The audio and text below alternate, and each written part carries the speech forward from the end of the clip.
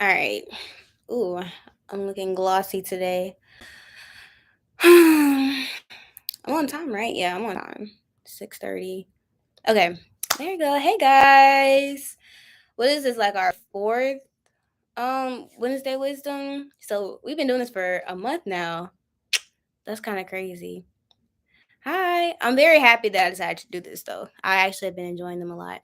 I don't know about y'all, but this week has been rough.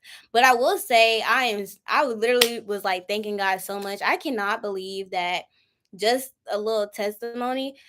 I started our business YouTube channel like in September, like the middle of September when we restocked at 0 subscribers. And now, like, legit 6 weeks later, we have over 30K and we've had 8 million views. That's insane. So thank y'all. I'm glad y'all are enjoying the content. Like, that's amazing. Love the marketing. And I also like that the more subscribers we get, the more people come into the Wednesday Wisdoms, because like that's what I really want y'all to get at. So, because y'all need to be here. Let's be for real. Y'all don't have y'all's life together just like me. So this is something good, and especially people who don't go to church and stuff. Like, you can literally like lay in your bed and just watch this for 30-40 minutes. I mean, you watch Netflix for 40 minutes, so I'm just saying. Some of those Netflix episodes be like 50 minutes to an hour long. So let's be for real here. Like, let's get it together. Anyways, so I have a different setup today. I do have my lights because last time it got super dark because the sun went down, so I'm prepared this time. But today we're going to be talking about overcoming temptation. And actually, I do see some like business comments. I think I might start taking like 5-10 minutes after we finish the Wednesday wisdom, and maybe do like a kind of like free Q&A thing. I just don't want the focus to be taken off of, like, the Wednesday wisdom, because that's the most important. So right now I'm not going to answer any questions, but if you have any questions about the Wednesday wisdom, please feel free to ask as I go. Like, I want this to be a discussion. That makes sense. But yeah, okay, let's get started. So we're gonna talk about overcoming temptation. Not gonna lie, this about to come for y'all's next, because this is one of those like non-fun ones. Well, we had one like 2 weeks ago that was about the importance of obedience. That one wasn't fun at all. Like, that one was one where it's like, bro, like, please stop holding me accountable for my actions, because a lot of times as Christians, it's hard to admit, but sometimes the reason we be going through stuff is because of us. Like, because we can't get it together. And God's like, I'm not going to bless you and risk you messing up what I have for you until you learn what you need to learn. So, we're going to be talking about overcoming temptation. So, what is temptation? Because we hear that a lot. As a Christian, I heard that growing up all the time. Like, don't be tempted by the devil. Don't be tempted by Satan. Yes, I want to talk about that later. Music definitely does influence temptation. It's one of those things that's very indirect. You don't realize it until you're like there.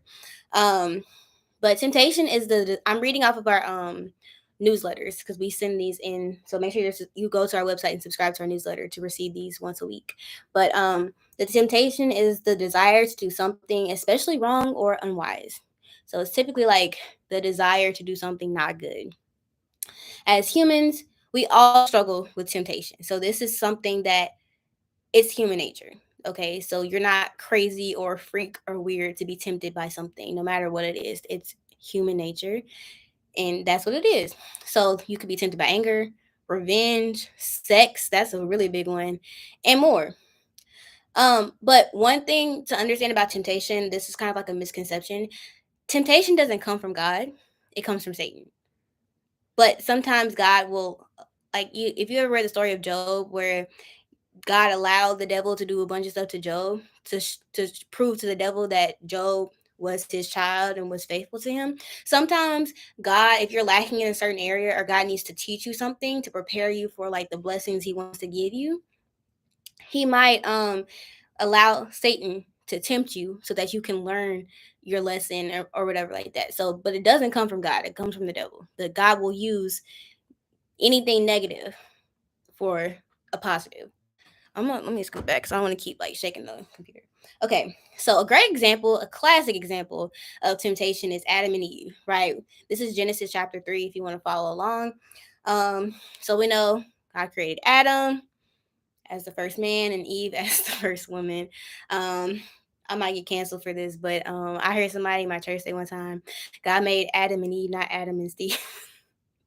Anyways, take that as you will. No judgment over here.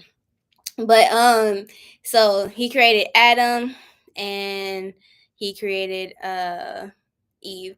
How do you know that a temptation will lead to a blessing or not? You don't. But the thing is, you're supposed to handle temptation the same way. So the result of it is just kind of like what happens. Um, but typically, if temptation has led to a blessing after the fact. So that kind of sucks, but that's kind of how it works. It's not like God's like, oh, just so you know, on Thursday, I'm going to tempt you to do this because I want you to like learn this for something I'm going to give you next week. Like, he doesn't do that, unfortunately. So, um, so God created Adam and Eve, first man, first woman. Keep asking questions, y'all. Like, we're good. We're talking over here. And so of course he let them stay in the Garden of Eden. This was, a great had everything they need. They had food, they had water, they had so like every single tree they could eat off of everything. The only rule that God had was that there was one tree in the garden whose fruit God did not want them to eat. And he said, don't eat this fruit. Other than that, like I'm talking like hundreds and thousands of trees with so much fruit. Think of your favorite fruit: oranges, apples, strawberries don't grow on trees, but you know what I'm saying. Anything you wanted to eat, basically, in this day and age: fried chicken, mac and cheese, greens. I'm from the South, y'all. Peach cobbler, all that, right? It was all there. He just asked that you did not eat from this one thing. So, for example, let's just say you can eat anything in the world without gaining weight, and guys, like the only thing you can't eat is biscuits. You can eat anything else, but not biscuits. But like toddlers, what we do is the one thing that we can't have, that's the thing that we want. We tend to forget everything that we do have and focus on the one thing that we don't. And that's what happened with Adam and Eve. So Satan saw an opportunity. And so one day, Satan disguised himself as a snake. Snakes are known for being very sneaky and sly. Like when you see like a very slick type of person, you call them a snake, right? And this is where that comes from. And so, disguised as a serpent or a snake, he tempted Eve to take a bite of the fruit. We're just going to call it an apple because that's what most people call it, the apple from the forbidden tree. And basically, what he told her was like, the only reason God doesn't want you to eat this fruit is because if you eat it, you'll be just as powerful as him, basically, or you'll have all the knowledge that he has, and then he won't be God to you. He'll be your equal and stuff like that, which, wasn't true, but the devil's famous for like manipulating stuff to make it sound like it's good when it's like, bro, it's really not. Um, so basically, I'm gonna answer those two questions in a second. Let me just get through the story. So basically, Eve ate the apple, and then she convinced Adam to eat the apple too. And they ended up getting kicked out of the Garden of Eden and having to survive on their own. So literally, they had all the food they would ever need, all the water they would ever need, the perfect life. And because they were tempted to do something bad and they fell for that temptation, they end up getting kicked out of the Garden of Eden. And now they have to like work the land and farm and build their own shelter and things like that and make their own clothes because everything that was provided for them was taken away as a consequence of their actions to sin. So somebody said, what's my favorite Bible verse? Proverbs 55:22. How does one fight temptation as a teenager? I feel like it's way harder for us. I agree. I think it's way harder for teenagers to fight temptations. I remember when I was a teenager, peer pressure is a really big thing because we're not mature as teenagers. Like, no offense, but like your level, you think you're mature, but you're not. And so it's a lot easier to be influenced as a teenager. And so it may not be trendy, but the biggest way to help is to be like someone who's devoted to your relationship with Christ. And I know as a young person that don't really seem trendy and stuff like that, but knowing who you are in Christ and knowing that what they're doing, I think as a teenager, for me personally, as someone who was very unpopular and didn't fit in and things like that, I always thought like what I do now, I'm gonna be rich in the future. I used to think that'd be like I'm gonna be rich. So even though when I'm me not doing what they're doing right now makes me seem lame, I know in 10 years from now I'm gonna be rich. Or I know 10 years from now I'm not gonna have a baby. No, no, if you have a baby, whatever. I'm just saying. Or 10 years from now I'm not gonna have this, or I'm not gonna have that. I'm not gonna have all this baggage and this trauma from having sex with people I shouldn't have, and all this other stuff. And like, I mean, 6 years later, I graduated high school 6 years ago. 6 years later, that low key is true. I don't know what other people are doing in high school, but because I chose, I'm not saying I always resisted temptation, but I didn't do a lot of things that people my age were doing that were not godly because I knew it wasn't right. And I was thinking, like, it's going to work out. And here we are 6 years later. And again, not being arrogant or anything, I'm just saying, like, God's really blessed me because of that. Like, the life that I live now, a lot of people who I went to high school with who are very popular aren't living. And I'm very blessed, but it's like, that's kind of how you got to keep it in mind, like knowing that you may feel like you're lame and whatever now, but God rewards the faithful. He really does. Because when I tell you, if y'all knew me in high school 6 years ago, I've done a complete 360. Like, God allowed me to like glow up physically because I was a little, okay, glow up physically. He allowed me to start taking care of my hair when I was a senior in high school, which led to me having what I have now because of my hair. Never thought it, that could happen. So, all those things that I decided not to do because I thought about the future. That kind of, is the mindset that I personally recommend. And how do you stay strong in your faith, constantly having a prayer life? Because I'm not gonna lie, I had a hard week this week. Like, a bunch of stuff went wrong with my business. We're sold out of our hair butter. My manufacturers like kind of being wishy-washy, not really telling me whether they're going to be here for Black Friday. And I'm telling y'all, the product's going to be available for Black Friday. So that's irking me. I was trying to do something with like a travel size thing, and I realized I can't do that because my manufacturer don't be telling me the right times. And just a bunch of stuff, right? I only got like 3 orders today because our hair butter is not in stock. And I'm like, dang, but we still have the oil. Why aren't people buying the oil? Our social media views are down this week. It's just a bunch of stuff, right? And so the thing is, when I get in these moments where like my faith is really struggling, number one, I talked about this. Did I talk about this before? If not, we have to do one about faith. But one of the things that I do is remember that like I've had low views before, I've had low sales before, I've had issues with my manufacturer before. I've been out of stock for 2 months, and God still made a way. So why am I freaking out now? Constantly in my Bible, constantly in prayer, constantly, listening to my gospel music. I'm thinking about doing a fast next week, maybe to kind of clear my head. So, it's about being proactive with your relationship with Christ. Don't wait until you get in a bad situation to try to grow your faith. Grow it while things are good. Because trust me. How do you think life would be if Adam and Eve did follow God's rules? Well, first of all, childbirth wouldn't be painful. Um, Also, sin was introduced because of what Adam and Eve did. So I guess just imagine a world without sin, which I can't imagine because the world is very sinful to the point where most people don't even believe that certain things are sinful. Like, that's how sinful the world is. Like, certain people believe like the most like blasphemous stuff is like perfectly fine. Like, that's how sinful the world is. Um, so we were talking about Adam and Eve. They were tempted. Okay, so one thing I want y'all to understand is that the sin is not being tempted. So, like, for example, me wanting to slap you, that's not a sin. That's a thought, that's an emotion, that's whatever. The sin is actually slapping you. Like, the action that comes from the temptation, that is the sin. Oh, so for example, when Satan tried tempting Eve, and Eve like, oh, should I actually eat the fruit or should I not? That's not a sin. Her actually eating the fruit and being disobedient to God because of her being tempted, that was a sin.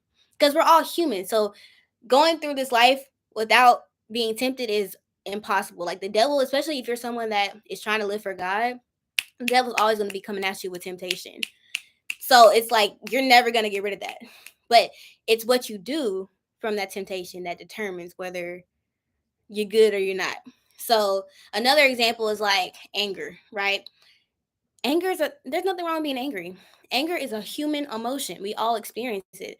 I can't remember the last time I was angry. I don't really be around people, but like I do. I got very angry at a customer the other day because I don't even remember what happened. She was just very ridiculous. The issue with her order, it was the whole thing. And I'm just like, bro, it takes 2 seconds to take accountability for what you did and then politely ask for your situation to be resolved instead of being rude. And I was angry. Because I was like, sometimes I work hard with my business. So when certain people reach out and they are very dismissive of that and stuff, and also with me looking young, some people don't take me seriously because they think I'm like a teenager, which shouldn't matter if I was because I'm serious with my business. But I was angry. There's nothing wrong with that. Nothing wrong with that. Now, of course, you should work on not letting little stuff make you angry, but at the same time, that's an emotion. We're allowed to have emotions. The sin would come if I, responded to her and I was like, "Look, B, don't be telling me what to do," like, something like that. Responding to her in an ungodly way. That's where the sin would be because I would be talking to someone um in a disrespectful manner. Thank you, Alice. I was just about to say that. That scripture that you just said, that's Ephesians 4:26 is right here. It says, "Be angry, but sin not." So thank you. We on the same, got the same track today. So yeah, we have to be very careful to not let the temptations of daily life, because we're always going to be dealing with temptation. Okay, it's not going to go away. It's always going to be there. We just can't let it dictate how we act. We can't let what we're tempted by determine whether we're going to be a godly person or not, or whether we're going to make the right decision, or whether we're going to do the right thing. We can't let that dictate us, because if it did, then all the devil has to do is just put some temptation in your face and you're off track. And also, think about the fact that you giving into temptation can also hurt other people, because Eve by herself, she was tempted to eat the fruit and she ate it. But then she went and convinced Adam to eat it too, and she got Adam pulled into the mess. So just think about who's looking up to you and who finds you as an example, and who is in, like, we're talking about you being influenced by somebody. Just imagine all the people that are influenced by you. And so if you giving into temptation and doing the wrong thing, you might drive them into giving into temptation and doing the wrong thing as well. So it's just like one of those things where we got to get this on lockdown, because if not, the consequences of giving into temptations is astronomical.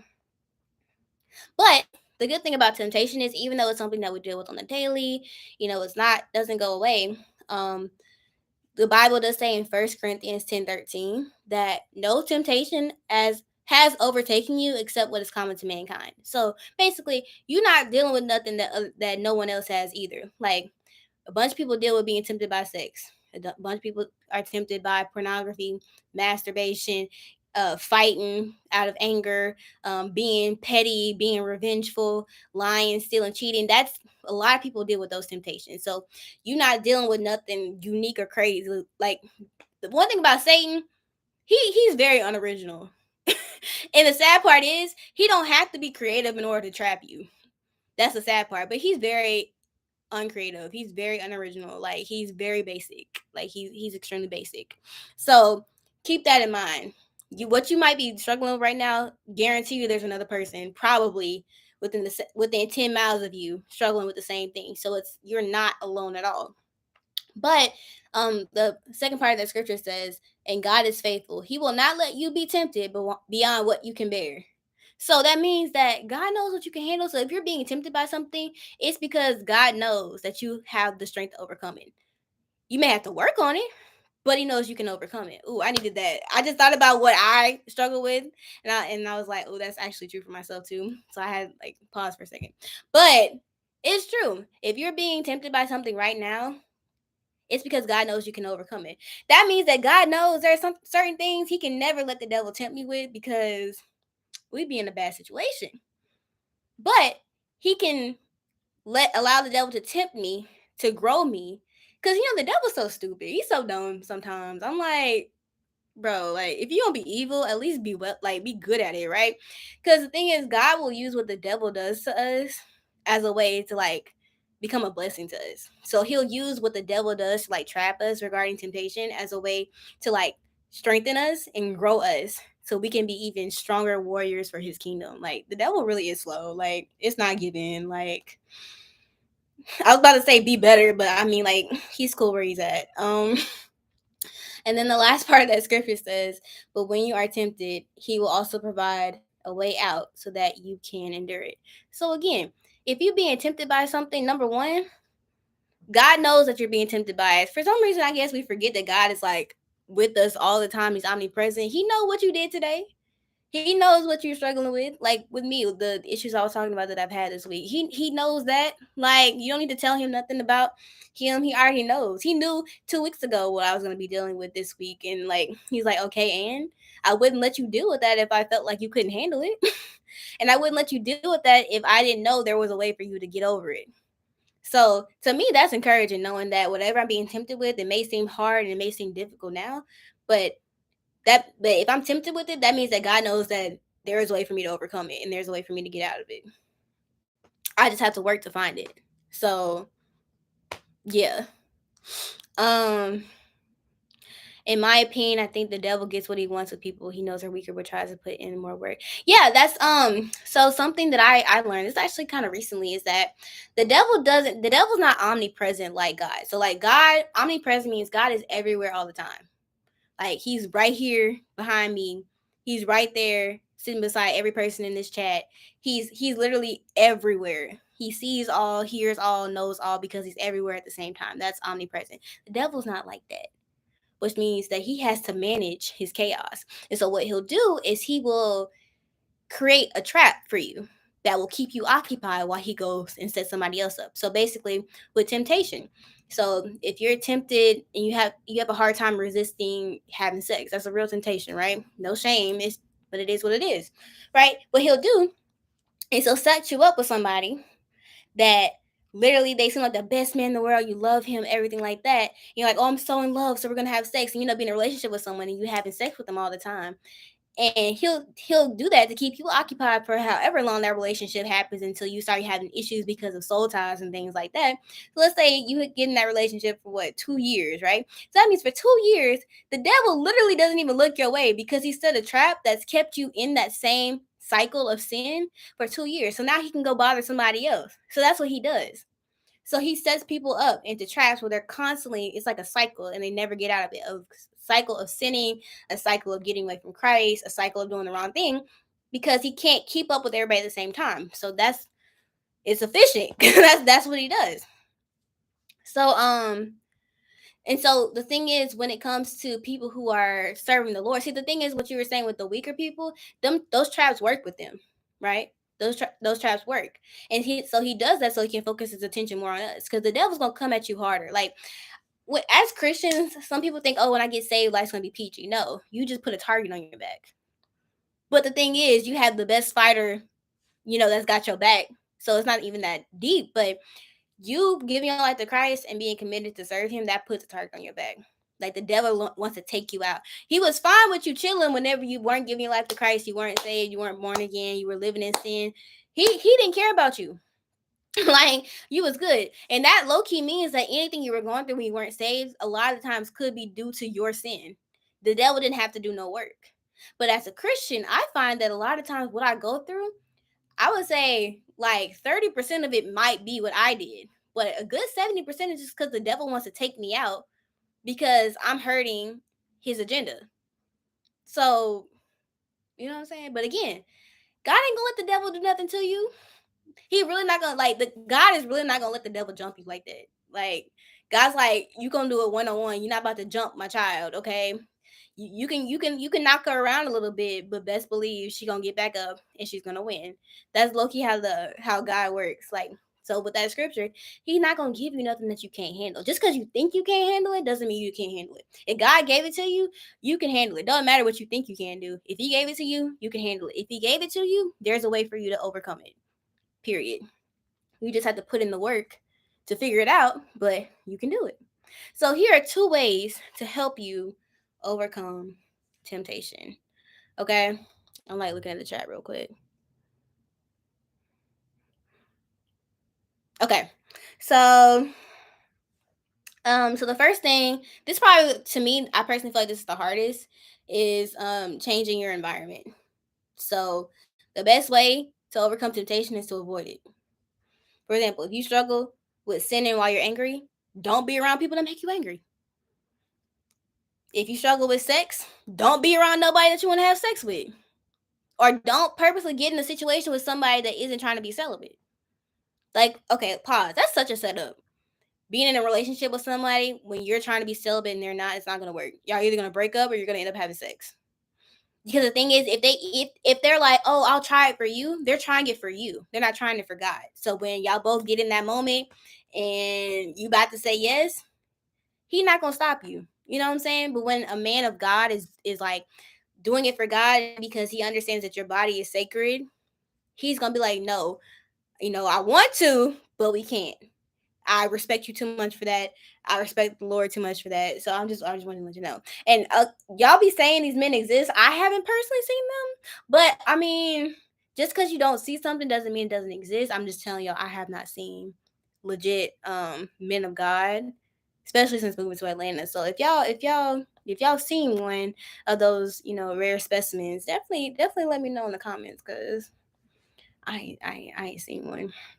Actually, I don't think I've ever seen one in person. They be all up on TikTok, but they not in person. I feel like they might be robots. Anyways,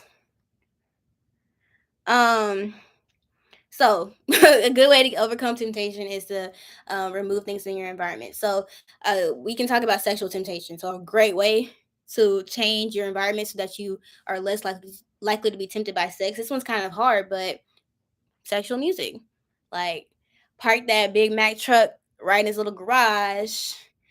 That might not be the best thing to listen to if you're really trying to park your Big Mac. If you really want somebody to be parking a Big Mac truck right in your little garage, so substitute that for some Christian music or something that, because the thing is nowadays, if y'all go to my personal Instagram page, I have a Christian playlist in my highlights that has like I think over 100 songs or almost 100 songs of like Christian vibes, like for the gym, chill, everything. So change that out. That might not be a great sexual TV shows. Okay, we know most people watch 365 days. Okay, but that's no Christian should be watching. I watched it. Okay, but no Christian should really be watching it. Um, like don't, especially if you're struggling with sexual temptation, don't be watching that type of stuff. Okay, instead watch a sermon, or even you don't have to watch a sermon. Sermons are great. I recommend watching a sermon in addition to like church at least once a week. Like a midweek sermon, refresh you. That's a great thing. But I mean, there are plenty of shows that, like good shows that aren't very sexual. So, like one of my favorite shows is like Criminal Minds, right? That show really isn't like super sexual, but I like it. It's a good show. One of those things. And or like House, right? Great show. I actually haven't finished watching it, so I don't know if it's sexual like that, but I haven't seen it yet. Okay. Also, sexual people again. If you know a nigga's trying to have sex with you, remove him because you not a brick wall. He do the right things, you're gonna be having sex with him. So remove him from your life. Be like, look, you're a nice guy, but being around you makes me want to have sex, and I'm not trying to do that. So unless you're trying to be celibate with me genuinely, keep it pushing. And honestly, a man that genuinely is not trying to be celibate for the Lord, because a lot of men be like, oh, I'm a Christian man, but I can't. But that's for women. No, like no. So change your environment. So let's go to I forgot to put the scripture on here. Let's go to Psalms 1 verses 1 through 4. I told y'all last time I don't be knowing the books of the Bible by heart. I got my Bible text. Okay. Says, oh, I actually put the scripture in this week's Wednesday wisdom. Like the turnaround is crazy. Says, blessed is the one who does not walk in step with the wicked, or stand in the way that sinners take, or sit in the company of mockers, but whose delight is in the law of the Lord, and who meditates on his law day and night. That person is like a tree planted by streams of water, which yields its fruit in season, and whose leaf does not wither, whatever they do prospers. Not so the wicked, they are like chaff that the wind blows away. It's funny. When I was younger, my dad made me and my siblings memorize the scripture, but it was a different version. That's why I'm reading it. But like, that's kind of crazy. But so basically, that scripture is all just talking about like, don't be around people who aren't trying to live for Christ, and not every Christian you need to be around. And there's nothing like, there are certain Christians like y'all just don't vibe, like y'all personalities just don't mix, and that's fine. You may not be able to be friends with every Christian, but surrounding yourself with people that have the same like mind as you will do wonders. You'll start to, it's not going to be an instantaneous change, but over time you will notice a huge difference. Because think about it. I remember when I was in college, I was hanging around dope dealers, great people, dope dealers, stuff like that. And just thinking about the things that I did and the way that I talked, I was cussing a lot, and just, the music, like my actions changed based on who I was around. I was less concerned about God and more concerned just about having fun and having a good time, especially when I was my freshman year of college, because I grew up in a very strict household. So for me, it was just like freedom, right? But then college life started to hit, because, in college, you do a lot of maturing, because you start to get a little bit of like a little taste of adult life, and you start to be like, whoa, like, and that's when I started getting serious. But I actually didn't start genuinely having a relationship with God till COVID. So it's been about, what, 2.5 years. So, but yeah. So first way to help you overcome temptation is changing your environment. Second thing, talked about this a little bit in the first Wednesday Wisdom, if you want to check that out, about overcoming anxiety. Hi, Lily. Proactive and reactive prayer. So proactive prayer is when you pray before you're tempted. Reactive prayer is when you pray as a reaction to being tempted. So let's kind of think about it like this, right? You got a test, right? And let's say it's a habit of yours to not start studying for this test so maybe like 2 days before, right? So of course, studying for the test in general, even though it's only 2 days before, will automatically help you do better than if you didn't study at all, right? So yeah, you need to be studying at some point before this test. But you'll find that it's a lot easier to take your test, and you'll probably do a lot better if you start studying as soon as you get that information. And then, of course, you're going to study the night before the test, but you have so much information from studying like throughout the time, like weeks in advance, that when you get to your test, it's a lot easier to like do good. So the same thing with reactive versus proactive prayer. Both are necessary, but both are necessary. Like most people, they only pray. First of all, some people, when they're tempted, they don't pray at all. So I think it's important to make sure you develop the habit of, when you are tempted by something, before you act, pray, right? So if I'm tempted to respond to a customer in a petty way, right? I stop and I pray about it. I don't know if y'all know, on my personal TikTok, I had a little drama this week because this girl called me out for, whatever. Y'all can go watch it if you want to. And like literally, I saw she stitched one of my videos from like a long time ago, like a year ago, about culture appropriation, and it got like 500,000 views. And this was like 2 weeks ago, and I saw it and I ignored it. I was like, not gonna address it. I don't even talk about the topic no more. It's fine.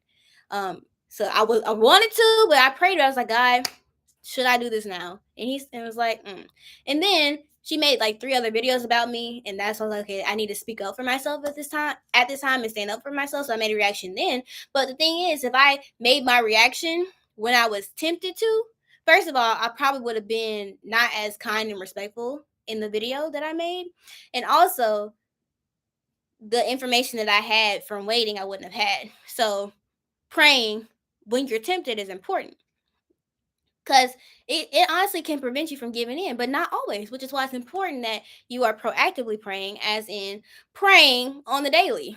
Like, we at this point in our lives, we know certain things that we're tempted by. So for example, I'll say one of my temptations is anxiety. Like, it's one of the things I struggle with, is like not getting anxious. Like this week, I'm literally was like, God, I trust you more than I trust the manufacturer. God, I trust you despite me seeing these low views.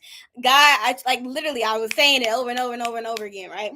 So the thing is, though, if I know that I get tempted by anxiety provoking situations, then that means every single day when I pray, I need to be adding, God, help me to resist the temptation to be anxious. Whatever today brings, help me to resist the temptation to be anxious. Before I even have a situation that will make me anxious, I need to be praying that God can give me the strength to overcome it. And that's going to be a lot more helpful when you get in that moment to overcome it, versus just praying when it happens, if that makes sense. So both praying beforehand as well as praying, here. Um, is anxiousness a sin? So I would recommend checking out our first Wednesday Wisdom, which is about overcoming anxiety. And I'm gonna tell you, I think that the way I can explain it is, it's human nature to have like a moment of like, oh my goodness, or like worry. So for example, when my manufacturer called me today or the other day and he was like, oh, we're actually not even gonna have all your ingredients for your products here until next week. I'm like, oh crap, but Black Friday is like 3 weeks away. What are you talking about? It's okay, like that's a natural reaction for me to be like, oh crap. But if I spend the whole day being worried about what that man said, that's when it becomes a sin, because at that point you letting it consume you. You're trusting what the manufacturer said over what God has done in the past and is doing. You see what I'm saying? So it's human to like have a split second of being like, oh my goodness. But that again, that's why reactive prayer. The second I feel like that, I literally say, God, I trust you more than whatever this is, and I move on. I said that about like I want to say like 7 times a day over the same thing. I was like, God, I trust you more than this. God, I trust you more than this. I was in the elevator today and it did a little bump in my apartment building. I said, God, I trust you more than this elevator. You see what I'm saying? Instead of letting me like, I live on like a pretty high floor in my apartment. So I was like, so it takes a minute for me to get down to the like the bottom. And so instead of like being anxious the whole ride down, I just was like, as soon as I felt that little bump, I was like, God, I trust you more than this elevator, and I let it go. You see what I'm saying? So again, human nature, we're allowed to have emotions. There's nothing wrong with that. That's the way God created us. It's what we do based on those emotions that determines whether it's sinful or not. Again, nothing wrong with being angry. It's what you do in your anger. Nothing wrong with having a moment and acknowledging, hey, this situation, like literally, I'm like, God, this situation will literally make anybody be worried right now.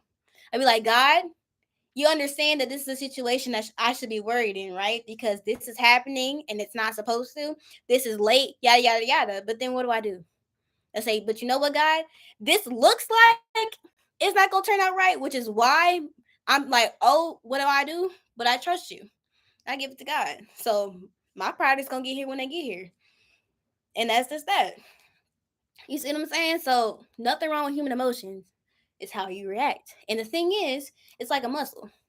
The more that you teach yourself to react the right way to your emotions, the easier it becomes. So yeah, the first time when you're angry, it might be difficult to be like, oh, I'm not gonna say nothing. But the more you keep choosing to not say something in your anger, the easier it will get. And eventually it'll be a natural reaction for you to be angry and just walk away, right? You don't even engage because you realize it's not worth it. And that's something I had to learn on social media. Like, don't just be reacting to people who say mean stuff about you, especially with comments. I used to be all up in my comments, like calling people out, reading people their rights, all that type of stuff. And I realized that is not worth it. Delete, block, like, bye. And sometimes there are certain videos where, like with my culture appropriation videos, I don't even read those comments no more. Like, I'm like, there's no point. Reading those comments are gonna make me tempted to say something not Christ-like because what they be saying be pissing me off sometimes, But it's become a habit for me now just to not engage because I know I'm right. So it doesn't matter what anybody else says.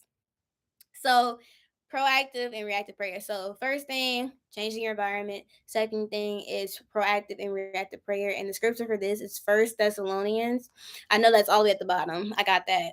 First Thessalonians 5:17. Oh, this is highlighted. It says, pray continually. There you go. And prayer doesn't have to be limited to like morning and night. And it doesn't have to be super formal. Anytime you have a conversation with God, that's prayer. So for example, the way I'm talking to y'all, I'll be talking to God. I'll be laying in bed and I'll be like, God, you know what? I was thinking about how this, like, can you let me know how that's gonna work out? Or like, God, I really want to go to this restaurant tomorrow. Can you please help me, figure out where to park and get me a good parking spot? Because I don't really feel like, I just be talking, and that's prayer. So, especially when I drive, ATL traffic is terrible. So I like to use that time to just talk to God, especially if something's been bothering me all day. I'll be like, God, so good and well this situation don't look good. Now, why you do that? I really be like, God, like, be for real. Do you really expect me just to sit here and trust you with this? But I end up trusting him. And it's important. Like, God knows our hearts, but it's also important that you tell him. Be like, God, I'm upset with you right now. Tell him that. Be like, God, Why would you do this to me? You know I'm doing good, and then you put this in my face. Like, why would you do that? Or be like, God, why would you let this dude break my heart? Like, you knew that I was feeling him, and then you gonna, God, why haven't you sent me a man yet? Like, talk to him, tell him how you feel, and after you tell him how you feel respectfully, because he's still God, be like, God, I've given you all my concerns. Now I'm gonna let it go and give it to you, and we're gonna keep it pushing. Cause sometimes I be like, God, I'm 24 years old. Why I still ain't got no man? Like, come on now, let's be like for real. I'm the whole package. I'm educated. I'm successful. I'm attractive. Like, what's the problem? What's the hold up? Like, what's the delay? That's how I be sometimes. I be like, God, you see all these fine men. First of all, we don't even have a big selection of like actual like faithful straight men in Atlanta, and the ones that are here, they're all like with somebody. So I'm like, God, can you please stop playing with me right now? But then I'd be like, you know what? I trust you, so I'm gonna move on. But then we'll probably have that conversation like the next week. But you see what I'm saying? So it. I feel like when you say like pray continually, people think like getting on your knees multiple times a day and being like, Lord, Father, thou art. Nothing wrong with doing that, you know, but it don't have to be like that. So one thing is I used to always get yelled at because I was taught to God normal and not formally. I think as long as you're still respectful, there's nothing wrong. Like think about with like my parents, right? So with my parents, I don't have to go like talk to them a certain way. Like we're cool, but at the same time, I don't call my dad by his first name, and I say yes sir, no sir, right? Because he's still my dad. But I talk to him just regular. Like there's no pressure to talk a certain way or be a certain way. Do you pray in the Holy Ghost? Do you mean like speak in tongues? Um, I really don't. From my understanding, that's a gift that some people have. I don't believe I have that. Um, but sometimes like I was saying like this morning, like I was just feeling a certain type of way for some reason. I really couldn't put my finger on it. But the Bible talks about how the Holy Spirit is like our go-to guy between us and Jesus, and so he advocates on our behalf. So sometimes I just be like, Holy Spirit, can you please talk to God? Because honestly, I don't know what to say. I know that there's something that needs to be said, but I don't know. So, Holy Spirit, can you handle that? Sometimes I do that. And I just sit there for like a minute or two in silence and just let the Holy Spirit talk. I don't hear what he's saying, but he knows what needs to be said. So, you know what I'm saying? But if you ask, you can receive it though. I'm not quite sure about that one. Um, but I don't really know a lot about the topic. I just know it's a gift, and I know that some people abuse speaking in tongues, if that's what you're referring to. Um, I'm not saying that, no one can speak into I don't know. That's just not something that I do. But I guess you can consider like when people are in church and they're shouting and like giving praise, that's a form of speaking in tongues. Basically, you're praising God without, you know, words. Sometimes crying, so things like that. But so yeah, just to recap, again, I want to emphasize with y'all, like everybody struggles with temptation. You are not crazy, you are not weird, you are not unique in any way. Everybody struggles with temptation, and a lot of people struggle with the same ones. So don't be embarrassed, don't be ashamed. But it's important to understand that when you give into temptations, it can have disastrous consequences, not just for you but others, because Eve roped Adam in to her sin. But also, you really you meant like temptation show is a sign of maturity, like immaturity. Giving into temptation is a sign of immaturity. It shows you're not mature enough in this area to not do it, which means that you need to work on it. And so the thing is, if you're not mature enough in this area, that means that you're not ready to handle whatever God's trying to give you when you become mature in this area. And again, we said temptation doesn't come from God, but sometimes He'll allow you to be tempted to grow you and mature you in this area. So, for example, let's say you struggle with the temptation to sin when you're angry, right? And let's say God wants to give you a position where, in order for you to be successful, you have to control your temper.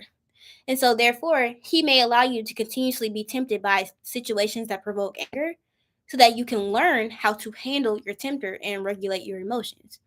And each time that you don't respond to someone in a kind way, even though you're angry, shows God that you're not ready for it yet. Until you like clockwork. Thank you. Have a nice day. God bless you. I'm gonna walk away now. Until you're like that, when it comes to you being angry, God's like, we gonna sit here, and I'm gonna be like this until you get it together. Sometimes God just be looking at us and be like, y'all really are just. I feel like He really just be like, y'all are so slow. Like y'all are so slow because I literally have all this for you back here, but you just can't get it together. I don't understand. But the thing is though, it's hard sometimes because sometimes we don't know what God has. A lot of times we don't know what God has planned for us. Like if I knew what God had planned for me, in the next 3 years, I'll be on one, right? But I have no idea. But anyways, so it's important that we are learning to overcome temptation so we are not suffering from unnecessary consequences or being stuck in a season that we should have been out of like months ago or even years ago. So, in order to make it a habit to overcome temptation, get rid of things that tempt you. Get rid of people. I know it's hard, but get rid of that man because he not doing nothing for you, but just pushing you closer to sin and farther from God. Get rid of him. Get rid of the Jezebel. Okay, she ain't doing nothing but pushing you closer to sin and farther away from Christ. Okay, get rid of the things that you're watching that are not good, the things you're listening to that are not good. Just get rid of it. Okay, just avoid it. The best way to overcome temptation is to avoid it. And also having a mature prayer life. Don't just pray when you're tempted, y'all. Please. Don't just pray when you're tempted. Pray daily. If you are tempted by anger, pray daily. God, today, help me to not give in to my anger. That way, when you get in an anger provoking situation, you can just be like, God, what we talk about this morning? Please help me. And you're good to go. Okay. And also remember, emphasize this as well. God will never tempt you with allow you to be tempted by anything that you can't handle. So if you are tempted by something currently, it might seem like the end of the world, might seem like you'll never overcome it. I'm speaking to myself about this one right now. But the fact that you're tempted by it means that God knows that you can handle it and that there is strength somewhere inside of you that can help you overcome it. And there's always a way out. So yeah, that's it. This one, when we come to temptation and also the other one where we talked about obedience, like I said, these aren't fun. These aren't like very aesthetic ones. It comes for your neck because it's like the ones where you have to hold yourself accountable for the things you're doing wrong in your relationship with Christ. That's hard because we always want to believe, oh, it's the devil's fault. No, it's your fault. Like the devil can only do so much. You keep making the wrong decisions and then want to blame somebody else and then be like, well, I've been here for 5 years and I can't. Yeah, it's because for 5 years you've been making the wrong decision and not taking accountability for it and changing. And like I get it, it's hard, but changing is not easy. My stepmom always says it takes 21 days to change a habit. So it's gonna take you at least 3 weeks to get some sort of footing in doing the right thing. So I did say for like the next 5-10 minutes, if y'all have any other questions regarding Christ, God, business, hair, or whatever, I will start to answer that. I'm gonna do it because I still haven't figured out a time to go on here specifically for like hair growth, like a hair growth live. I want to start doing that twice a week. I just haven't figured out a good day, but we'll see. So I did see a question about the hair butter. Like I said, I'm speaking into existence. It will be available by Black Friday and might be sooner, but definitely for Black Friday. I'm not playing with him. Like it's gonna happen. Okay. Someone said look like a piece of bacon. Thank you. I think. I'm actually y'all. I'm gonna go to Toast on Linux. Y'all been looking at like the Keith Lee stuff. I've been wanting to try Toast on Linux, but I'm gonna go with a friend on Friday. So hopefully it's nice. Um. Yes, and also one thing. Someone hold on. Like someone one thing is my hair is very complicated. Yeah, I think I am gonna start doing a hair growth Q&A, hair growth live. I just don't know what day. I could do Mondays, like Monday nights, maybe. Because Tuesdays and Thursdays I could do Tuesdays and Thursdays, huh? I mean Tuesday is the day I do Wednesday wisdoms because I send out the Christian emails on our newsletter on Wednesdays. And so that's why I do the Bible studies on Wednesdays. But I guess since I send out the weekly hair growth tip on Tuesdays, we can do a live on Tuesdays, and we can like make the topic. So like the first, live that we do for hair growth will be talking about how to deep condition properly. And typically we end up talking about a bunch of other stuff, but that will just be like the main focus that we'll always shift back to. So I might start doing that maybe Tuesday nights. We'll see. It'll be the same time if I do it, but I mean, we'll try. We might try it next week. We'll see and see how it works. And before Thanksgiving, because on Thanksgiving I don't think I'm gonna do any lives. Um, how are you managing working for yourself and stay productive? How do you structure your day? So actually today I did post a video of like a realistic day in my life. But I will say that owning your own business does have its advantages, but it's also very easy to like mess up. Because yes, you get to make your own schedule, but that means you have to be extremely disciplined, no procrastination, because you don't have anybody telling you, hey, you need to do this, this, and this today, or you're fired. You have to get it done. So what I do is typically, I'm doing like a 5 week weight loss challenge. If y'all want to join, it's on my personal Instagram. So I be getting up at like 5:30, 6 a.m. and I go work out, and then I come back and then shower, and then I'll work from like 9 to like lunchtime. Sometimes I'll stay in my apartment. Sometimes I'll go to a coffee shop, just depending. And I'll do work. I'll do answer customer service emails for the first time that day. Um, check but like my marketing and my ads. I always write all of our newsletters for the week on Mondays. Today I updated our blog posts. So if you don't get the emails, they're on our website for the blogs. Also today I did our giveaway is open today, so I went ahead and made that active on our website and updated some things on our website, added more videos and stuff to our website, and also put the restock date of our hair butter on the website because I didn't realize I didn't do that. So just like stuff like that, and then also it takes me like a couple hours to plan content. So I usually try to do about an hour a day. Sit there, watch so many social media videos of other people, write down notes about them, and then try to figure out how to make a video that will work based on what worked for them. Um, and then I eat lunch and I go work out again around like 2 or 3. And then I come back and I typically will either film or edit content for the next day. I like to have all my content for the next day edited the day before. Today I didn't do that, but I probably will do that tomorrow morning. But yeah, so that's what I do. So I usually work about 6 to 8 hours a day, Monday through Thursday.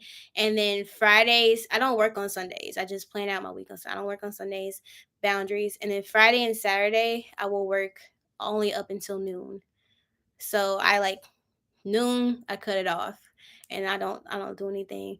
No, I lie. Friday mornings is typically where I do like self care. Like Friday, like I said, I'm going to brunch with a friend. I'm getting my nails done because these are trash. I'm going grocery shopping, and then once I come back in the afternoon, I'll do like maybe 2 or 3 hours of work, and then that's it. And then Saturdays, I do get up and I go walk in my neighborhood, and then I'll come back and do like just basically answer customer service emails. I don't really do too much actual like work. I set boundaries. And like I've had customers get upset because they've messaged at like 8 o'clock at night and they're like, "You didn't respond till next morning." I'm like, absolutely. I don't. I can't do it. So I have my phone set on do not disturb for what like 6 or 7 o'clock depending on the day. I start work at 9. I finish work. I never work past 7. I don't care what I have to do, unless it's like something that needs to be done for the next day and I just haven't had time to do it. I don't work past 7. I just need boundaries. So if you get upset because you don't get a response to a customer, because I've had customers that have like, we ship within one business day on our website. So I've had customers that have ordered at like 8 o'clock at night, put the wrong address, have emailed to change it before it ships. And sometimes the orders will ship at 7 a.m. the next morning, right? But I don't start answering customer service emails till 9. So get a response from them. And that's just honestly, that sucks, but I can't do nothing about that. So it's like it's definitely a balance. But I will say though, I personally am happy that I stopped making my own products and that I stopped packaging my own orders because I love having that separation. Like in my old place, if y'all ever went to my go to my personal YouTube channel and like if you go back to like my Vlogmas playlist, I showed a lot of small business content. You can literally see my entire living room and kitchen was just full of like products and ingredients and shea butter and boxes and packages. And it's just like there was no separation between work and home. And now this is just like, it's just nice. The separation is even like now, like I have a 1 bedroom apartment, but like I typically am either working at my island or most of the time I go to a coffee shop. So it doesn't even feel like I'm like, stuck somewhere. It's just nice to have that separation. Also, I love social media. I love the marketing side of social media. I love it. So I just love having more time to dedicate to it. Like I said, we grew 30K subscribers from zilch in only like 2 months. That's crazy. So that was God. I still don't know how I did that. I ain't gonna lie. Cause some of those videos went viral. I'm like, bro, this flopped on TikTok. So why did this go viral on YouTube? But here we are. Someone said, how do you invest into yourself to help your business grow? Do you mean financially? How do I invest myself? Or like, can you elaborate? Because I do want to answer that question, but if you could elaborate, if it's like a financial investment or like self-care sort of thing. Um, Someone said, would you get an office one day? I was thinking about renting an office space, but I feel like if I do that, it would limit myself to only being in that office. Cause I've like the past couple months I've truly enjoyed like going to a coffee shop and working or going somewhere else to work from home. Like I just personally like the freedom to be able to choose where I work every day. If I rented an office, I would feel obligated to like have to go to the office every single day. So for me personally, that's just not where I'm at. Maybe next year I'll be like, oh, you know what? I really want like a set place to go work. I may go rent an office. But right now, I guess because I'm new to the city, so by going different places and working, I also get to like get a feel for like what's in certain areas and like, stuff like that. So I've already been to about, I want to say 8 coffee shops so far that I kind of circle in between. So how some okay, so you said in general. So um I think for me as a business owner, I feel like an understanding is knowing that this is a self-taught career. A lot of people who have business degrees, they'll tell you like you got there's a lot of learning to do. So I think for me, I invest myself by constantly educating myself, constantly trying to see what else I can do for my business. So when I first restocked, before I restocked, y'all can see we didn't have a YouTube channel. I wasn't doing lives. Didn't have a newsletter, wasn't doing a lot of sales at the time, wasn't taking advantage of all the marketing opportunities, wasn't taking TikTok seriously, nothing like that. And so once I restocked, and that's just because I've always kind of like put my business as like a second thing. Like last year, I really had the attitude of the only reason I'm doing this is because it's paying my bills and influencing isn't. And God had to reveal to me like the reason why your business has always been successful, regardless of like how bad influencing has been to you, is because that's like where your calling is. I was like, oh, I guess well that makes sense.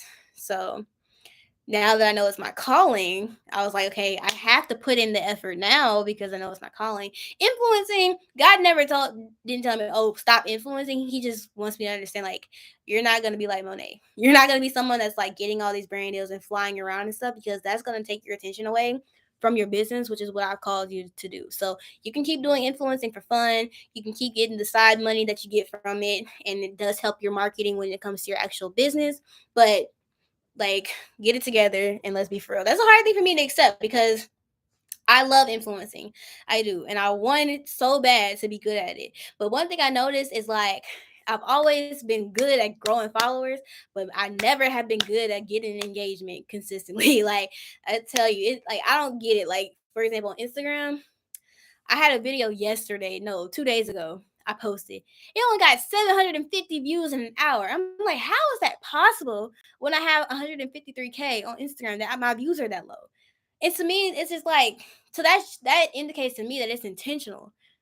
The fact that it's like on all my platforms. Look at my YouTube videos on my personal page, right? It's like sometimes I would love to get at least 10K on every single video I post, when I have almost 400,000 subscribers. But I feel like that's intentional. Like God's purposely allowing me not to do well as an influencer. Because if I was, I definitely would not be. I would neglect my business. So if that makes sense, so that's why. I don't know why I started talking about that. I don't remember what. Oh, investing yourself. So yeah, educating myself. Financially, this one thing I had to learn as well. You got to spend money to make money. Like that's it. So now some things are worth spending your money on, some things aren't. I just turned out an opportunity because right now it's just not worth it for me to spend the money. But like for example, when I first started working with a manufacturer and I had to put down the deposit, I'm like, bro, it's like half the money in my bank account. Like, what is you doing, sir? But I was like, you gotta spend money to make money. When I first started my business full time and I came out with like the 4 or 5 different hair butters, I spent like 2K. And for like a month or so, I did not get my money back. And then I don't know what happened. I think we started going viral on Facebook. And so I started getting sales and people started really like learning about the products, getting interested in them. And so eventually I made my money back. But even like when I paid my manufacturer, it took 5 months for me to see that money return because the products weren't ready for 5 months. And also I couldn't sell them. So you got to spend money to make money. Thank you. That's all I can say. What's your personal? Oh, thank you for answering, Brittany Rose. Is there a different way of testing porosity without doing the water test? I do not know. I did the water test and my hair sank, and then people were like, "That's not accurate." So I don't know what my porosity is. Um, but yeah, so I would definitely say that being a business owner, I can see why God told me to be a business owner because I'm very independent. I struggle with authority, and I like to do things my way. But I'm slowly learning that like to have a successful business, you need a team. And I have to personally work on trusting other people with my baby. And so next year, like in the next, 8 months, I would love to have an actual team of people, like someone legit answering customer service, having investors and people that really, really growing my business. I would love to go on my social media platforms and literally not see my face every single video. Maybe like every 3 videos you would see my face. Like I would love to have like a good relationship with influencers and have that money to pay them, like that.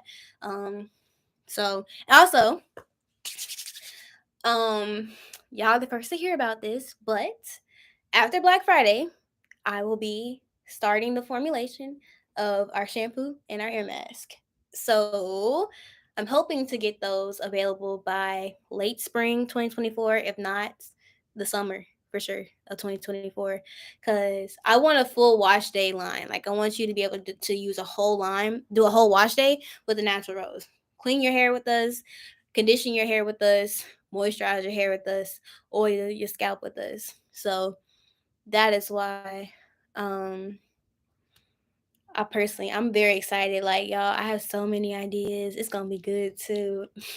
It's gonna be good. Y'all, I'll be in there. I'll be like sitting there with them, being like, I want this, this, and this. So I'm very excited for that. So hopefully y'all enjoy that. Um, how long did your braids take? I was about to say I posted a video, but I haven't posted it on YouTube. These took me I want to say it took me about 6 hours to actually part my hair. I did the rubber band method, and it took me maybe like 10 hours to actually put the hair in. But they're like a month old. I'm taking them out the week after next. I just don't have time next week, but I'm over them. Let's see. Why do you address negative comments often? Is that a business strategy? I don't actually address negative comments often. I just think that negativity is pushed more in the algorithm. So people are seeing videos where I address negative things more than they're actually seeing all the other videos I post. Um, I mean, which makes sense, but like, for example, on my personal TikTok, right, I responded to someone, and I guess that could be like a negative video, right?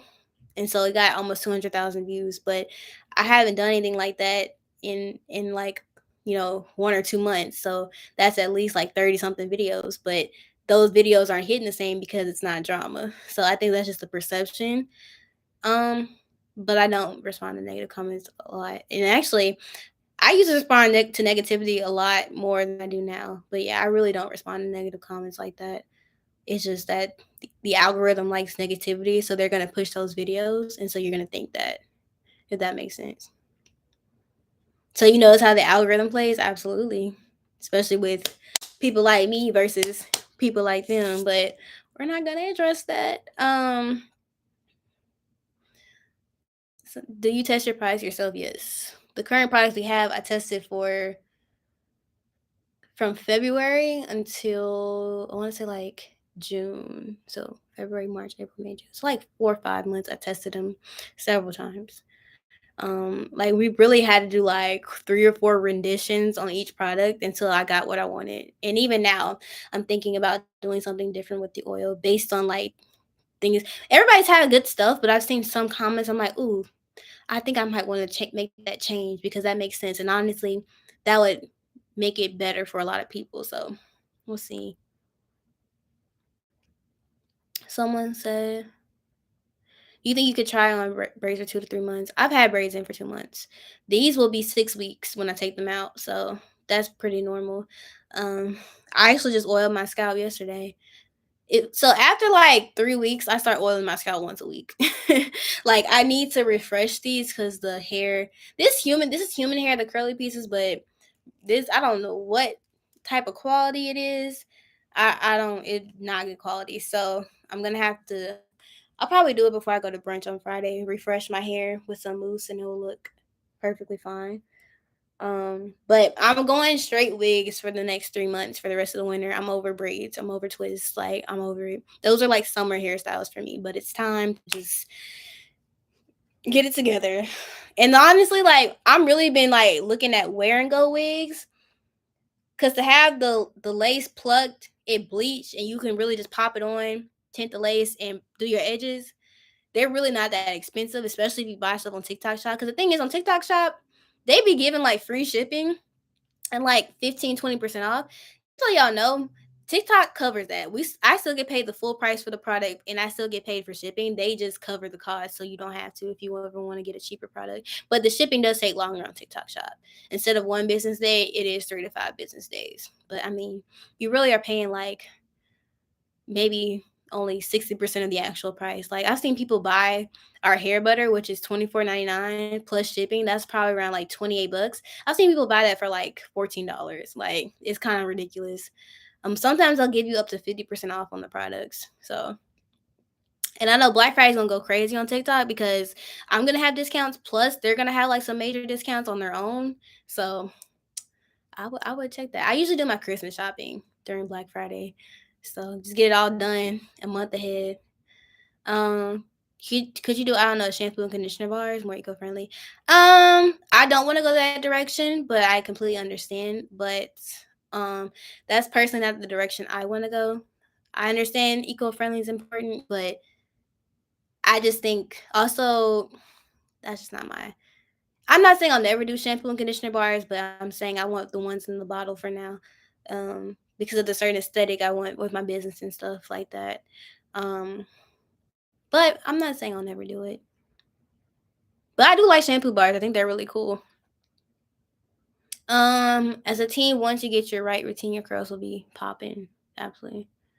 What was the process like to find a company to make, package, and ship your products? So for me, I found my manufacturer in January of this year, and the products were ready in September of this year. So it's definitely a long process. So be prepared because um, I just looked up. I knew I wanted to move to Atlanta, and I looked up like what a manufacturer is, what they do, and people were saying that it's more expensive to have an in-state manufacturer than internet, but it's cheaper to go like get your stuff made in China. But the thing is, a lot of those, companies do like child labor and things like that, and you don't want to be caught up in that or condone that. So and also the shipping can be very expensive if you do international because you have to get your product shipped to the US. And also if something goes wrong, you're not like right there. You know how many times I've ran up, 30 minutes to my manufacturer in Sandy Springs to get my to talk about stuff. So I personally wanted to get a manufacturer in Atlanta. I knew I was moving there, so I was like, let me look up some people. I looked up, had a couple conversations with people, and finally I decided on my current manufacturer. And then from there, He asked me to send samples of my current products to kind of get an idea, and we talked about what I wanted. And so once he got the products, we kind of talked about it, and from there he sent samples. And so for like the next month, he would send samples. I would use it. Um, be like, oh, I don't like this, the smell, the feel, and we would change it like that. And eventually we got like the two products, and for the next couple months I tested them out to see how they would work long term and stuff like that, and to like kind of measure the growth and stuff that I got and see if it was different from my regular growth, and just, you know, so I would know how to be able to market the products and stuff and make sure that long term they're good products. And then after that, you put in an order for the products. So my manufacturer is really big, so they're like, we have a minimum of 5K units, but he's like, because you're a smaller company, we'll give you a minimum of 4K. I was like, 4K? That was not two products. That was 8,000 units. That was a lot of money. Like a lot. Like a lot, a lot. I have never spent that much money at one time in my life. Like, and so, but I took the risk, and so I paid them. And then I had to find someone to make the labels, design my labels, redesign my logo and things like that, and also fit it to the containers. I had to write up the ingredients, the directions, all that, name the products and stuff, and get all that together. And then they have to order all the ingredients to the factory, and then make it, order the containers, make it, do all that type of stuff.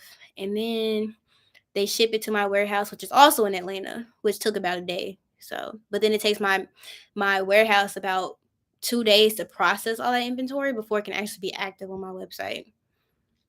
And that whole process took 5 months because of like formulating and stuff. But now, the products are made. So this time the products are like, take about another 2 weeks to be made. And I ordered another set in September. And just so y'all know, people are like, please notify me when you get the hair butters, because I don't want to miss it. I ordered 10,000 hair butters. So based on our current, we've sold 2K a month. So definitely on Black Friday will definitely be more than that, but that should last definitely probably through January. So just so y'all know, it's not like a first come, like it's gonna be a while before we sell out. So what is your skincare routine? I have a bunch of skincare routine videos on my Instagram with products. Um, can you do an in-depth after braid hair care? I have a video on that. I have a video on everything you said in my personal page. Go to my natural hair playlist. You'll find everything you're looking for. Dang, you're oily AF. I know, right? I know. Dang, someone said I look like bacon. Uh, I personally wouldn't say I'm oily. I'm glowing. That's how I would describe it. Mainly because I have to put a lot of product on my face because my skin is dry. It's not oily. So I'm gonna change oily to glowy. You see what I'm saying? Products or routine, both.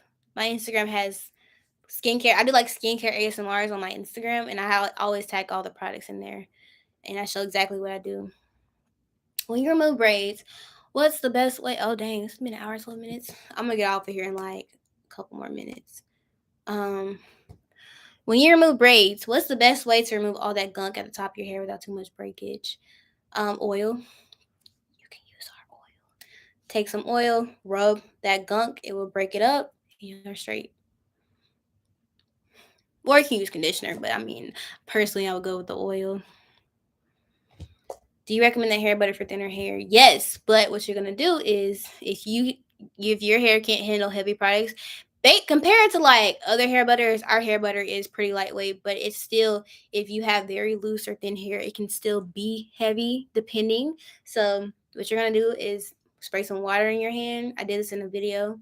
Apply a little bit of the product, mix it up, apply more water if needed to really kind of like loosen up that product. Still get the same benefits, but just so it can better suit your hair, and then apply it. Don't put the product on your hair and then put water on your hair. No. Water on your hand, product on your hand, get it to the consistency that works best for you. So it's more like a loose lotion versus a cream. And then you apply it. For hair, what is more important, products or routine? Both. You can't have one without the other. You can have the best routine in the world, but if you don't have good products, it don't matter. For example, I think the way that I deep condition, Like my routine for deep conditioning is great. But if I have a deep conditioner that does not work for my hair, then it's not gonna matter. Or let's say I have a great routine for cleansing my hair, but if I do not have a shampoo that is good for my hair, that does not get rid of all the buildup and the dryness and the flakes, it doesn't matter. So both are equally important. But I do feel like people, where you get into like the scammings, when people tell you that products are the only thing you need to grow your hair. And I tell you all the time that's not true. You need good products. So I stand by mine.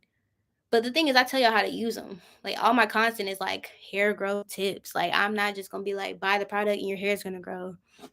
It will, but if you use it right and do everything else I tell y'all. So if you're lazy and don't want to find all that information, that's what our ebooks are for. But low key, like everything in our ebooks is on.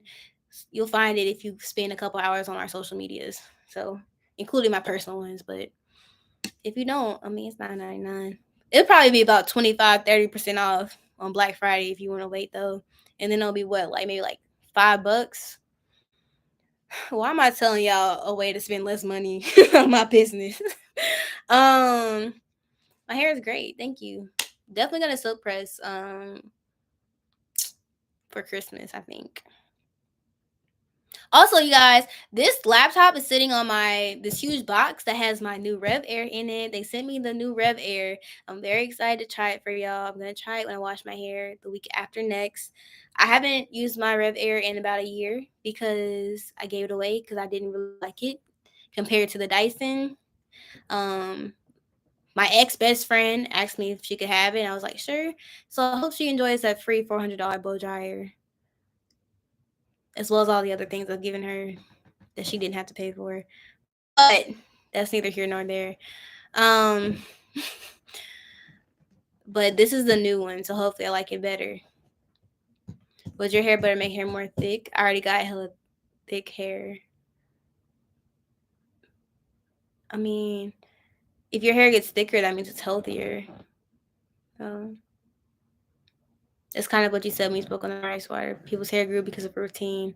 So I'm just, oh, okay. So yeah, with the rice water thing, that's more of like the placebo effect. You see it working for somebody else, so you automatically assume it works for you when it really don't. Because think about it, from what I saw when people were using rice water, it's like they had to do it like once a week or something like that, and they had to do like all these other steps afterwards. I'm like, you doing a whole hair routine. That's why it was growing. It wasn't solely. Now I'm not saying rice water isn't beneficial. I'm just saying it wasn't just the rice water. Wait, do you wash your scalp when in braids? I need to stop asking so many questions. No, keep asking. I don't personally. I mean, my scalp looks all right, and it's been, I don't know. Oh, that's just my hair. That's not. I was like, is that a flake? My hair is about a month old. My scalp looks fine. I've been doing this for a long time, so I know how to keep my scalp looking nice and right, feeling nice and right for weeks and no problem. So I have no need to wash my hair in braids. I have washed my hair in braids one time a couple years ago because I did braids at like before I washed my hair, which I don't know why I did that. And so my scalp was itching really bad, so I had to wash it, and it literally made my braids look like they were like 3 weeks old. So that's why I don't do it anymore. And I don't get these people who be like, this is how you wash your hair in braids and refresh it, and their scalp literally looks like their hair looks flat and stuff. I'm like, bro, if I do that, my roots are puffing up. I'm not doing that. It ruins the style for me personally. How's making friends in the new city? I just moved, got married. Oh, congratulations. I feel like I'm starting over too. It is different when you're grown. It is. I made a few friends. Like I said, I'm going to brunch with somebody that I met a couple weeks ago. We're gonna try out toast on Linux because Keith Lee maybe want to try it. Honestly, I've only been here for a couple months, so I haven't really tried that many places. So everybody's talking about dining in Atlanta is like. So I haven't had that experience. I would say out of all the restaurants I've tried maybe like 8 restaurants so far. Only 2 of them I didn't like, and they were Mexican. Like, they were just underseasoned, and they weren't good. But to be fair, I'm not a huge fan of Mexican food, so where can I get your products? Anaturals.com. That's where you can get them. Our hair butter sold out, but our oil and our ebooks are. Also, that's why I want to get more products because I don't want all my sales to depend on this hair butter. Because our oil is a really good product, but I made the mistake of only really marketing our hair butter. And so a lot of people either don't know about the oil or only want to buy the oil with the hair butter together. So I gotta do better in marketing our oil because it's a bomb product and it's a body oil too. If you didn't know that.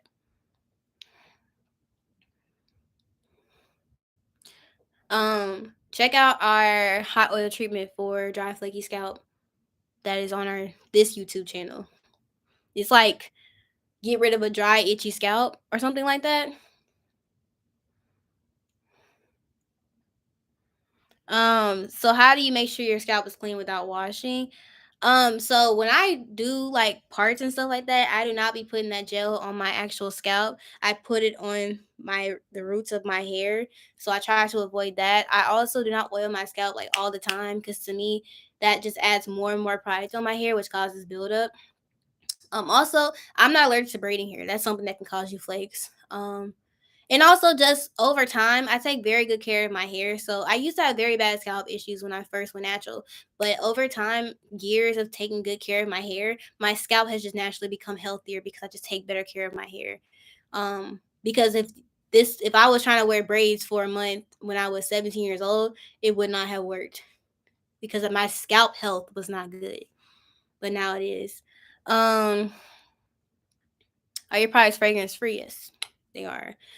We use essential oils to create a fragrance. So some people like it, some people don't. Some people are like, bro, it don't really even smell like nothing. I'm like, well, I think it smells like something. I do think I wanted to try a different combination of essential oils for our oil. Cause I mean the smell doesn't bother me, but I just feel like it could smell better. It doesn't stink or anything, but I just feel like it has a very neutral smell. I want you to be like it smells really good, you know? Thank you. I have my little claw clip in. Someone said, see, it works for everybody else, so you automatically think it works for you. Those are some real words of wisdom right there. No, yeah, that's something I learned, the placebo effect. Like, if you've ever like been like a science major or anything and you've had to like read like research papers, they'll always be like, yeah, we have one group that got the actual drug and the other group got a placebo. So basically what they'll do is they'll give one group the actual drug and they'll give one group a pill that's like a sugar pill or something. It's not the actual drug. And then the people that got the sugar pill will be like, yeah, I definitely feel improvements, because they think they say they improved because they think they got the pill when in actuality they didn't improve at all. And that helps them to know whether the stuff actually really works. So when it comes to hair stuff, it's like you seeing it working for everybody else. And so you automatically think that it's working for you, which is the placebo effect. Sometimes it can be delulu, but I mean, it's what it is.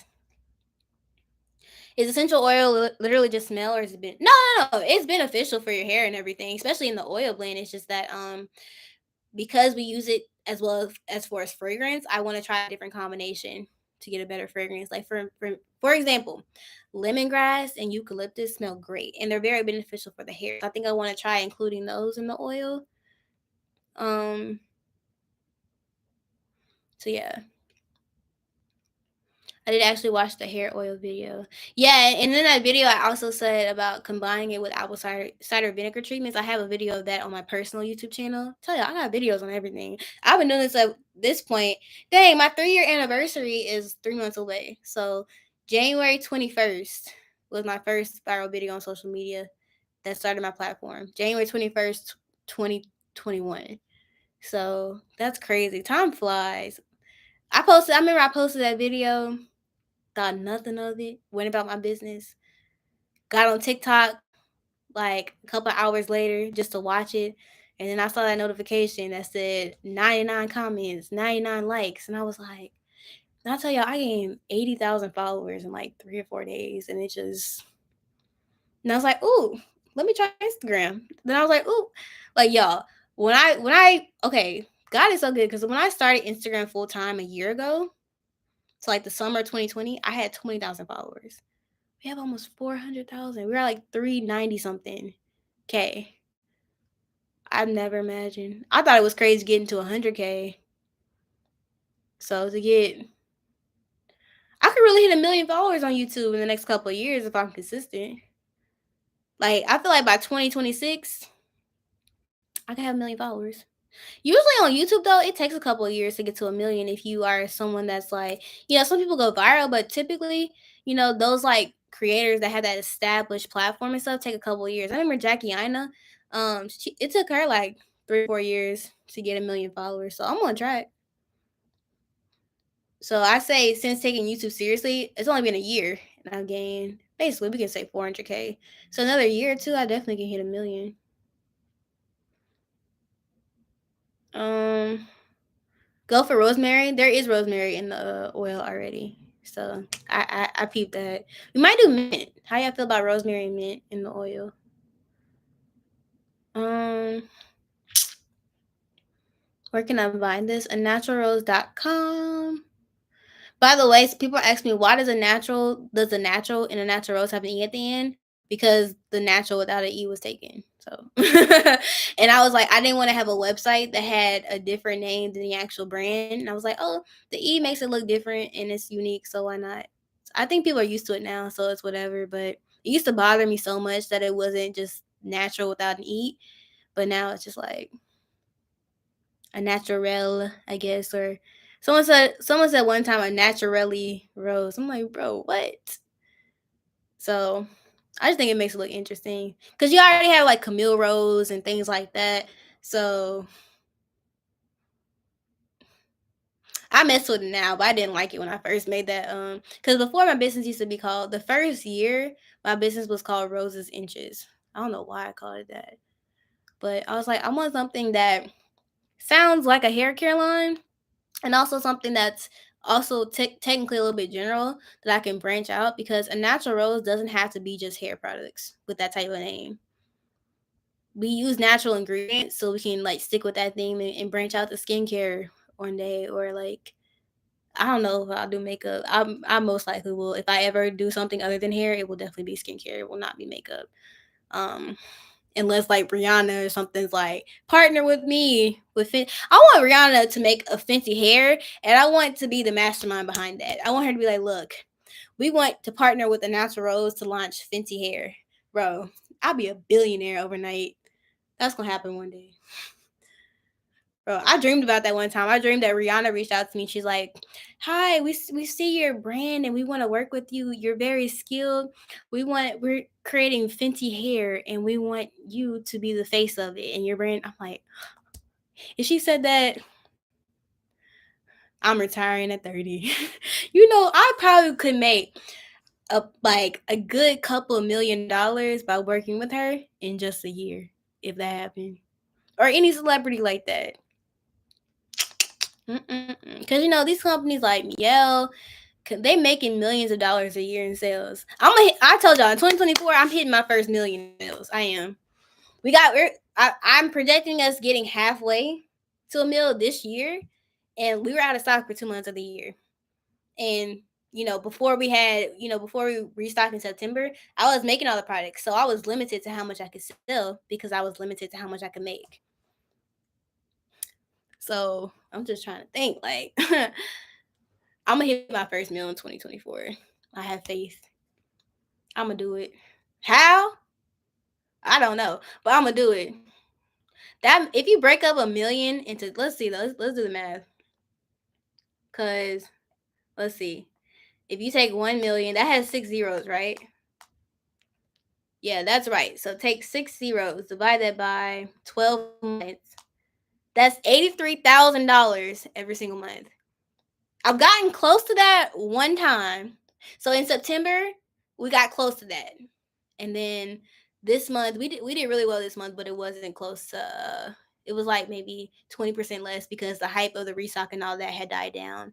And we also had a viral video hit 2.5 million views on TikTok. So that's why in September. But I had to get 83,000. Or you know what? I could probably get like 50, 60K a month. And then, you know, around the holidays, you could easily double that every single month to make up for that. I don't know. I was thinking like, let me go on Shark Tank. But they say that not everybody that's on Shark Tank gets like their actual business like like on the TV show. And because my thing is that's the key for me. Because the thing is, I might not even there are so many people on Shark Tank that did not pick any of those investors, but because their like thing was showed on TV, they're like millionaires. That's what I want. Like I don't necessarily want to get that like have to pick any of the investors. Thank you. I just want to get like that's a great promote. That's like a national I might apply for Shark Tank. You never know. I could do it. I definitely would need help getting all that set up, but I mean, it's just I don't want to do all that with the chance of not it getting aired. That's the only thing because they don't include everybody that they fly out there. And also, I'm still a bit traumatized with my Dr. Phil experience. So, how do you get your what to look? How do you get your what? How do I get what to look like that? I think you misspelled something. How do you get your to look like that? I'm confused. But I'm about to get off, y'all. I've been on here for an hour and a half. I think I do like doing this where we do, Wednesday wisdom for like 40 minutes and then maybe take 20, 30 minutes to just talk, Q&A, hair, stuff like that. So I think we might do that. I don't know if I want to do it separate. We'll just see. We'll just see. But my hair, I have a tutorial on my what's it called? My Instagram, my TikTok, I have a tutorial.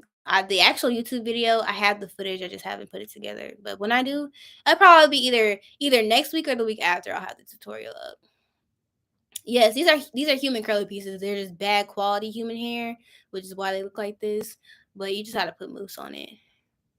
But yeah, I will get that up for you guys. Tomorrow, I'm posting on my personal page. I think next week I'm gonna post a blow dry and trim video, and then the week after that, I will be the wash day, and then me doing this hairstyle. So I have not used green tea or any herbal treatments on my hair. I don't do nothing. I'm a minimalist when it comes to my natural hair. I do just what I need to do to keep it healthy and to make it grow. I don't do nothing extra, and that works for me. I just keep it moisturized, I keep it clean, and I keep it put away. That's really it. And I keep it trimmed. But all right, y'all. I'm gonna go. I'm gonna eat dinner. This is really good. So I most likely will go live on my not personal, my business TikTok later this week if you want to check that out. But oh yeah, let's finish off with just like a little prayer. I forgot to do that after the Wednesday wisdom.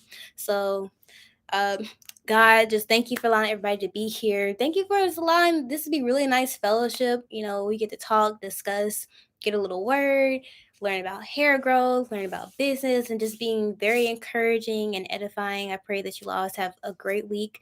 Please help us with anything that we're struggling with to overcome. Please help us to give us the strength to overcome temptation and just continue to just do your way and do your will and just help us to like get in line. In Jesus' name, amen. All right, guys, I will see y'all next week.